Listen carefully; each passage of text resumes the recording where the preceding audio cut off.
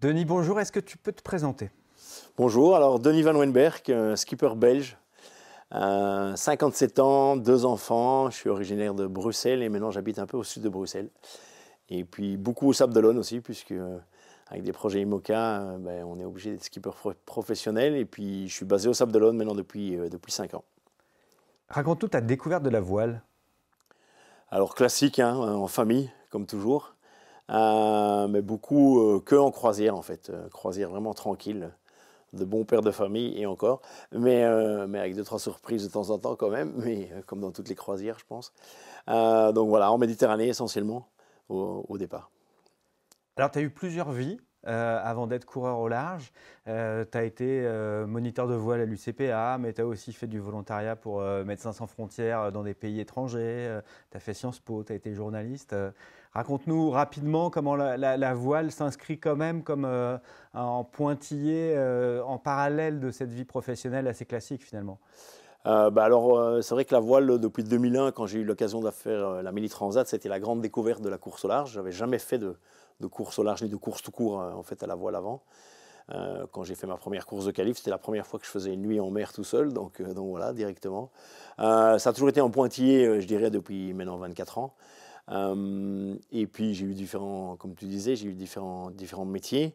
Donc j'ai pu, avec ces différents métiers, avoir plein de compétences différentes et travailler plein de compétences différentes. Et c'est vrai que c'est la première fois que, en tant que skipper et patron de société, puisque en fait on est aussi patron de société, patron de PME, hein, surtout nous les skippers armateurs propriétaires du bateau, c'est la première fois que je remarque qu'il y a un trait commun et que en fait toutes ces compétences que j'ai développées dans tous mes autres métiers et dans mes études, elles servent toutes maintenant parce que quand on gère un projet voile, il faut faire du sport, mais il faut communiquer, il faut gérer des contrats, il faut gérer des factures, gérer des fournisseurs. Voilà, et c'est tout ce que j'ai appris dans mes vies d'avant. Donc voilà, c'est pour une fois, j'arrive à mettre tout dans le même pot et faire tenir le puzzle ensemble, quoi. Et alors, quel est le déclic finalement qui te fait quitter ta vie d'avant, vendre ton entreprise pour te dire bah, je me consacre entièrement à la course au large? Le déclic, c'est se dire, voilà, je préfère que ça ne fonctionne pas à essayer que de me retrouver dans 15 ans dans mon canapé et dire, oh, j'aurais dû le faire, voilà, j'aurais dû le tenter, mais il y avait ça, il y avait ça. Voilà, on a toujours plein de bonnes excuses à un moment pour pas passer des caps importants dans sa vie. Et voilà, le déclic, c'était ça, c'était les regrets ou les remords, je ne sais pas. Mais voilà, c'était ça le déclic. Et puis c'est des âges aussi où on se pose des questions sur un peu ce qu'on a fait avant, sur à quoi ça sert. Et donc je voulais changer de monde professionnel et aussi de milieu, je dirais. Donc voilà, c'est vrai que ça a été un grand changement puisque je suis quand même beaucoup ici au Sable d'Olonne, donc ça a été aussi beaucoup de sacrifices à un moment à faire. Donc voilà, donc c'était tout ça qui était intéressant dans le cheminement et qui moi m'attirait. C'est des âges clés, hein, 52, 53, 54 ans. Souvent on se pose des questions sur le sens de la vie, qu'est-ce qu'on fait, qui on est, qu'est-ce qu'on va faire, qu'est-ce qu'on va transmettre. Donc voilà, c'est peut-être tout ça, hein. Après, je n'ai pas la réponse exacte à ça, mais c'était une envie et puis des choses qui ont fait que dans ma vie professionnelle, je ne m'amusais plus, je n'avais plus de plaisir et que j'avais envie de changer et que des choses qui ne sont pas mises en place quand j'étais dans ma vie professionnelle comme j'aurais voulu ou des changements professionnels auxquels j'aspirais qui ne sont pas venus non plus et qui m'ont fait dire ok, c'est le moment ou jamais, vas-y lance-toi et voilà, si ça ne fonctionne pas, c'est pas grave, comme ça n'a pas fonctionné en 2020, hein, puisque je voulais déjà faire 2020. Mais voilà, donc comme ça, au moins, on est sûr de ne pas avoir de regrets. C'est mieux d'essayer et de rater que de ne pas essayer et puis d'y penser pendant 15 ans ou toute sa vie, quoi. Je pense que ça, c'est un coup à faire un burn-out. Et quelle place a le Vendée Globe dans ce déclic? C'est tout de suite un objectif ou ça vient dans un deuxième temps? Non, à partir du moment où tu dis, OK, je vais devenir skipper professionnel, c'est sûr que la target et l'objectif, le challenge, c'est le Vendée Globe. Et du coup, il faut acheter un bateau, il faut trouver un bateau, il faut financer le bateau, il faut aller voir les banques. Donc, c'est un boulot de chef d'entreprise, hein. Il faut d'abord trouver les crédits pour la banque. Ça a été long, hein, en Belgique. Ça met 6 mois pour trouver les financements juste pour acheter le bateau. Parce qu'en Belgique, quand on vient avec un bateau qui coûte quand même une certaine somme d'argent, ils rigolent, hein, on ne peut pas le mettre en garantie, donc il faut mettre d'autres garanties. Voilà, il faut montrer qu'on a déjà dû gérer une société avant, qu'on sait faire. Donc voilà, donc c'était un long process. Mais c'est vrai que depuis 2018, quand j'ai acheté le bateau, le Vendée Globe, il était là derrière. c'était l'objectif du projet, en tout cas, dans sa version globale. Et dans l'imaginaire de l'amateur de voile que tu étais et que tu es, quelle place avait le Vendée Globe? Quelles images, quels skippers, quelles éditions t'ont marqué? Ben, au départ, vraiment des fous. Je veux dire, quand j'avais mon Mini, donc mon petit bateau de 6,50 m, je me suis un jour dans un port, j'étais amarré à côté du bateau de Michel Desjoyaux qui venait de gagner le Vendée Globe. Et les bateaux étaient assez similaires à l'époque. J'avais un Pogo 650 et c'est vrai que les bateaux étaient encore larges, ronds, sans bouchin. Donc voilà, et c'est ça, je me suis dit, mais ce mec il est fou quoi. Enfin, ces gens ils sont fous quoi, c'est tout à fait débile. Mais quand même, ça me titillait. Je me dis, ok, c'est tout à fait fou. Et puis pourquoi pas. Et donc voilà, petit à petit ça a fait son chemin. J'avais déjà un peu tâté le terrain en Belgique en 2014-2015 pour l'édition 2016.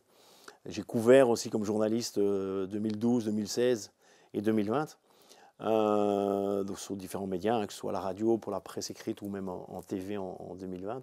Donc voilà, donc forcément ça entretenait le feu quoi. Donc l'idée elle était là et puis voilà, à un moment on se décide et puis il faut qu'on y aille quoi. Donc on y va et on se lance son salaud.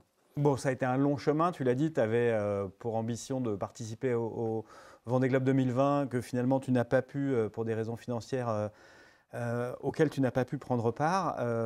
La longue route, là, ça y est, on y est.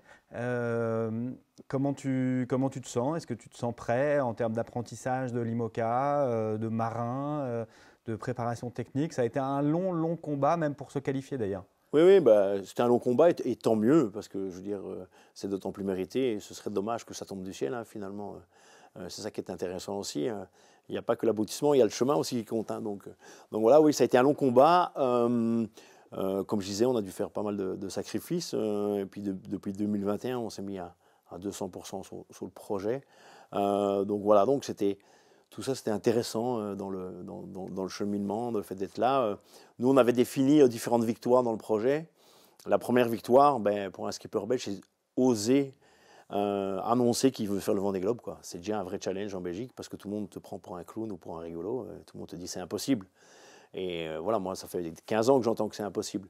Donc ça aussi, c'est quelque chose de très motivant finalement parce que si on faisait que des choses possibles, bah, y a rien qui avancerait. C'est que quand on va titiller un peu ces notions d'impossible, c'est intéressant. Donc la première victoire, c'était vraiment d'oser et de mettre le projet en place. La deuxième victoire, c'était de se qualifier.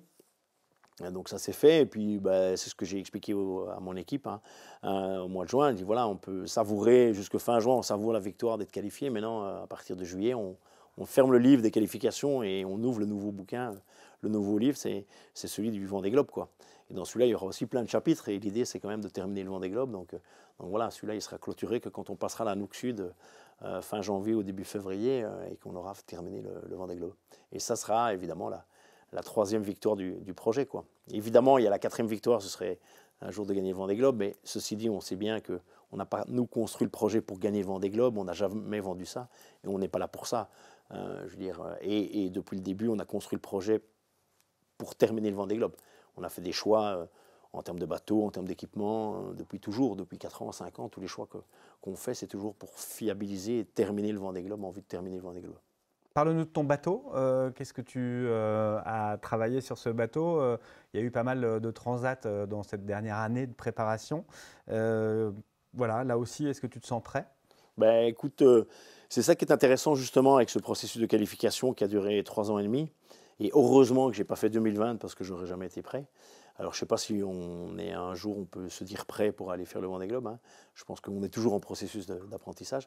Mais bon là, grosso modo, j'ai fait plus de 20 000 milles avec le bateau depuis 2018, puisque j'avais déjà commencé à naviguer en 2018-2019. Donc ça c'est assez intéressant. D'ailleurs, ben voilà, ça montre aussi que les choix qu'on a faits en termes de pérennité, de fiabilisation du bateau étaient les bons, même si parfois on était tout juste en termes de timing par rapport au premier, par rapport au chrono, des choses comme ça.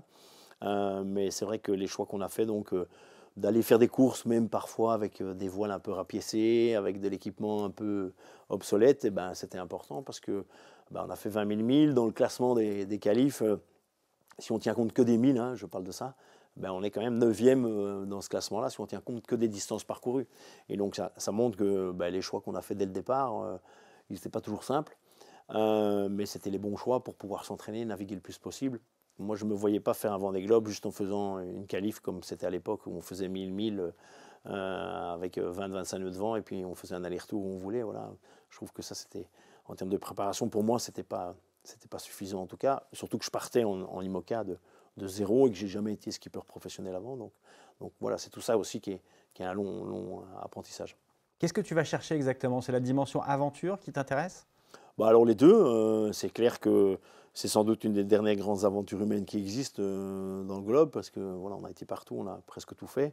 Après, se retrouver seul pendant 3 mois dans les mers les plus hostiles, dans des coins où il n'y a personne, où parfois la première terre habitée est à plus de 2000 km, bah, il n'y a que sur le Vendée Globe qu'on peut aller chercher ou dans les mers du Sud. Donc il y a cette dimension-là. Après, il y a la dimension compétition, clairement, parce qu'on reste des sportifs et qu'on a envie toujours de dépasser celui qui est devant et pas se faire rattraper par celui qui est derrière. Maintenant, j'espère que le Vendée Globe, c'est pas juste un classement, quoi, parce que sinon on fait des régates du dimanche, quoi, et puis on essaie de les gagner, quoi. Mais voilà, je pense qu'il y a autre chose, et quand je vois le nombre de skippers qui repartent pour un deuxième, un troisième ou un quatrième, voire un cinquième, sixième Vendée Globe, j'imagine qu'il y a quelque chose, il y a un petit supplément d'âme dans le Vendée Globe qu'on ne trouve pas autre part, oui. Et alors justement, pour toi, dans l'imaginaire que tu as de cette course, de ce parcours, quelles sont les images que tu as, les marqueurs forts du Vendée Globe? Ben, alors j'en ai, mais ça reste pour le moment surréaliste et virtuel et fantasmé, puisque j'ai jamais fait le Vendée Globe, j'ai jamais été dans les mers du Sud. Donc c'est sûr que on parle beaucoup de ces mers du Sud, tous les marins parlent de ces mers du Sud. Alors il y a ceux qui ont été et ceux qui n'ont pas été. Donc l'idée c'est quand même d'être dans ceux qui ont été. Pareil pour le Cap Horn, voilà, il y a ces mers du Sud, il y a les albatros, les grandes vagues, les grosses dépressions à gérer, ce fameux Cap Horn, même le Cap Lewin, Cap de Bonne-Espérance.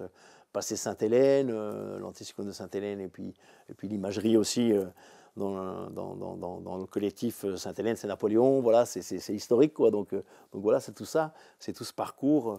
Et puis quand on lit le parcours dans les instructions de course, c'est génial, quoi, parce qu'en fait, il n'y a pas de marque de parcours, c'est laisser l'Antarctique à tribord et puis c'est bon, quoi.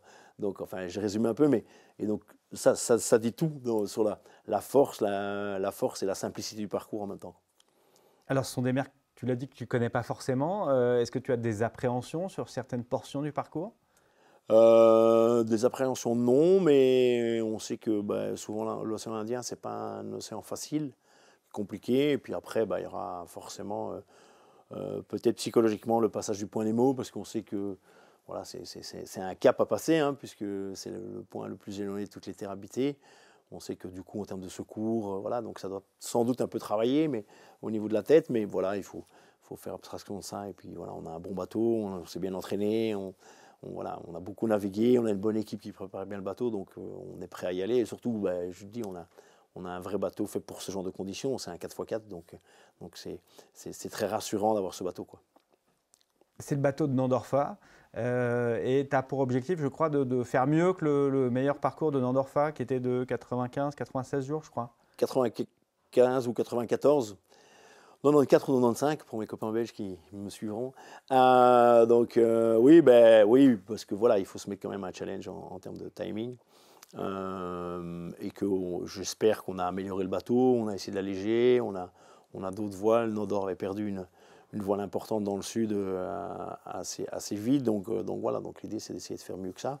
Maintenant on sait que voilà, 90 jours ou 90 jours sur un Vendée Globe, c'est des beaux Vendée Globe, hein, quand même, donc voilà, c'est exigeant, c'est compliqué, donc voilà, on verra bien. Écoute, l'objectif c'est en tout cas de se faire plaisir, de faire des belles traces, aller chercher ce qu'on ne connaît pas, toujours apprendre aussi bien sur le bateau que évidemment sur soi-même, donc voilà, ça fait partie de l'objectif, c'est tout ça, c'est tout ce mélange-là, mais c'est vrai qu'en dessous de 94 jours, ce serait pas mal, ouais.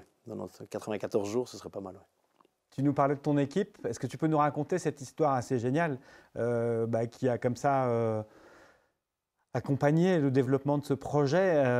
C'est que tu es devenu en fait ici un Sablé à part entière avec 3 ou 4 couples qui se sont mis à ton service bénévolement et qui constituent le noyau dur de ton équipe. Je dirais que c'est le vrai fil rouge et le vrai ADN du projet. C'est que nous, déjà, je suis installé ici au Sable avec le bateau. Et puis, petit à petit, il y a des gens qui sont venus rejoindre le projet sur un modèle de bénévolat et associatif, donc collaboratif et associatif.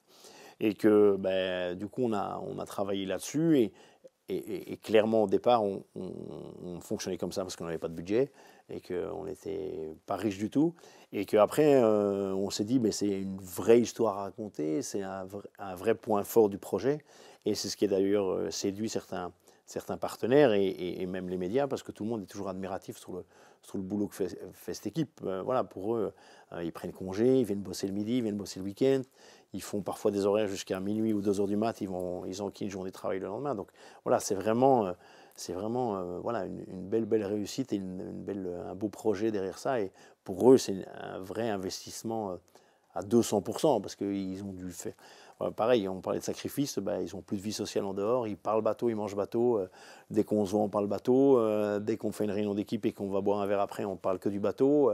Voilà, il y en a plein qui avaient des activités en dehors, ils font plus ces activités-là, ou en tout cas beaucoup moins, donc voilà, c'est un vrai, je dirais, c'est un sacerdoce pour eux, et c'est vrai que c'est énorme ce qui s'est passé et ce qui se passe, parce que si on est là et si on a cette deuxième victoire d'être au départ, c'est bien parce que l'équipe a fait du boulot incroyable, et qu'ils ont tous surtout cette démarche, je dirais, de professionnels ou d'artisans qui aiment bien la bonne matière, qui aiment bien le geste bien fait, qui aiment bien le travail bien terminé, même parfois bien trop terminé, parce qu'ils sont hyper perfectionnistes. Et ça, ceci dit, c'est très important, parce qu'on sait que c'est les détails qui tuent dans ce genre de projet. Donc voilà, et moi, évidemment, ça m'inspire beaucoup de confiance, et ça m'enlève beaucoup de doutes sur le fait d'aller dans des coins compliqués, dans des mers hostiles, dans des grosses tempêtes, parce que je sais que le bateau, il est prêt, il est plus que prêt, quoi.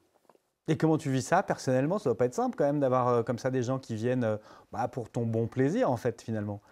Ouais, alors c'est vrai que c'est bon plaisir, mais non, j'espère qu'ils viennent aussi pour leur bon plaisir. Et je pense que s'ils ne trouvaient pas du plaisir, c'est la première source de motivation dans un projet comme ça. C'est le plaisir, c'est le fait d'apprendre des choses, c'est le fait de travailler ensemble. Alors c'est vrai qu'on a dû définir des valeurs communes qui nous réunissaient, qui réussissaient aussi. Et on l'a défini dans un logo, en fait, dans ce qu'on appelle un mana. Donc dans notre équipe, on a quelqu'un qui est tatoueur polynésien, qui est d'origine maori.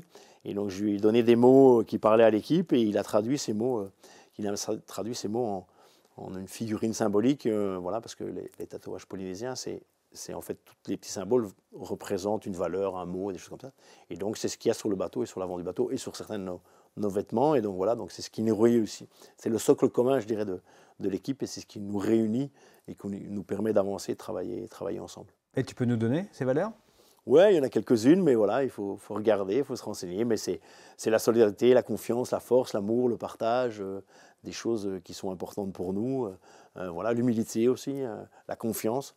Alors c'est quoi le mix entre confiance et humilité? C'est important, mais voilà, sur des projets comme ça, c'est un mix qu'il faut doser toujours. Voilà, comme je disais, humilité, travail, force, amour, le partage, toutes des choses comme ça. Ouais.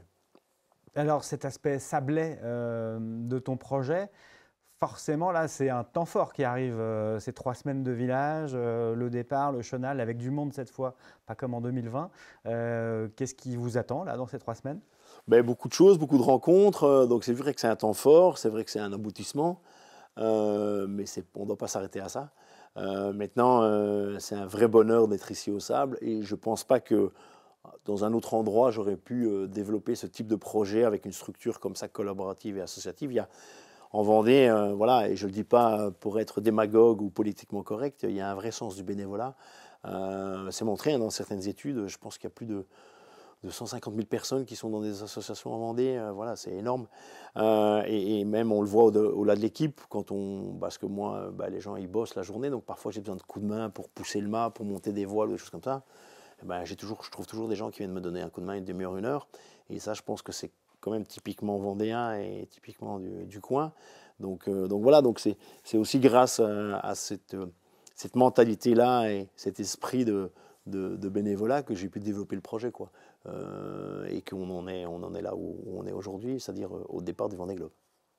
Et donc le départ, le week-end du départ de manière générale, mais la sortie du chenal, ça annonce quand même comme un temps très fort, j'imagine, pour toi. Écoute, ouais, alors j'appréhende et je l'appréhende pas, je serai content. Après, c'est vrai que ça va être des moments qui seront chargés d'émotions. On a déjà eu un petit aperçu sur la Vendée Arctique où il y avait quand même, je pense, 5 à 6 000 personnes le long du chenal, donc c'était déjà très sympa. Là, on sait bien que ça va prendre des proportions énormes, surtout s'il fait beau. Et je pense que les gens étaient un peu frustrés sur 2020 aussi, donc ils ont tous une petite revanche à prendre par rapport à ça, donc ils vont tous se motiver pour venir. Donc voilà, donc oui, ça va être un beau moment de partage. Maintenant, il va falloir aussi un peu se blinder par rapport à ça et peut-être être trop plein d'émotions, parce que forcément, on va être submergé et subjugué par tout ce qui se passe autour de nous, quoi. Et pour revenir à cet aspect petit pousset en fait, de votre équipe, comment tu vis ça quand tu vois à côté des grosses équipes avec 15, 20 personnes qui travaillent, qui sont salariés? Comment la juxtaposition sur le ponton de ces projets si divers est vécue de l'intérieur par le petit pousset? C'est un plaisir, c'est un honneur d'être le petit poussé, quoi. Voilà, et de toute façon, voilà, déjà comme Belge, on est habitué à être le petit poussé, hein, donc on est habitué à ça. On sait bien que c'est toujours bien d'avoir un Belge dans la salle parce que on peut rire de lui, il paye à boire et il raconte des blagues, donc c'est toujours bien. Donc voilà, surtout pour les Français. Non, mais voilà, ça c'est un vrai plaisir justement d'être le petit poussé. Je trouve que c'est d'autant plus méritant. Et c'est vrai que on est un projet atypique, voire anachronique aussi, par rapport à ces budgets énormes, par rapport à ce surplus, cette inflation de moyens qu'il y a dans la classe IMOCA et dans la course au large. Donc c'est aussi un des ADN et une des volontés du projet, c'est de montrer qu'avec une équipe de bénévoles, on peut être au départ du Vendée Globe et surtout terminer un Vendée Globe. Et c'est pour montrer que pour A plus B, il y a des modèles qui fonctionnent, qui sont différents, et qu'on n'est pas obligé d'avoir 15 ou 20 millions pour terminer un Vendée Globe. Alors on est obligé de les avoir pour le gagner, ça on est bien d'accord. Mais comme j'ai dit au départ, nous on n'a jamais construit le projet pour gagner le Vendée Globe, au contraire. Et donc être le petit poussé, ouais, ça nous plaît vraiment. Moi ça me plaît. En même temps, c'est pas pour rien. Sur tout le village, je vais avoir le symbole de Bruxelles sur mon bateau, c'est le Manneken Pis.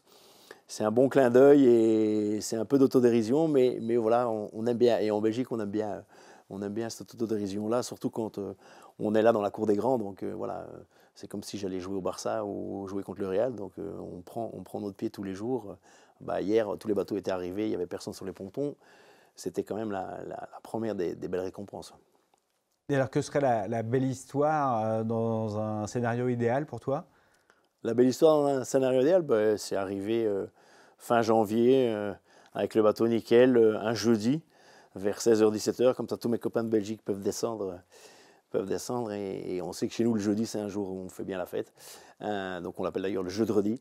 Donc voilà, ça c'est le scénario idéal, quoi. Avec un beau soleil, un petit vent de nord-est, comme ça pique un peu, mais avec des belles lumières. Voilà, ça c'est le scénario idéal. Bon. Eh ben, bonne course, merci beaucoup. Merci.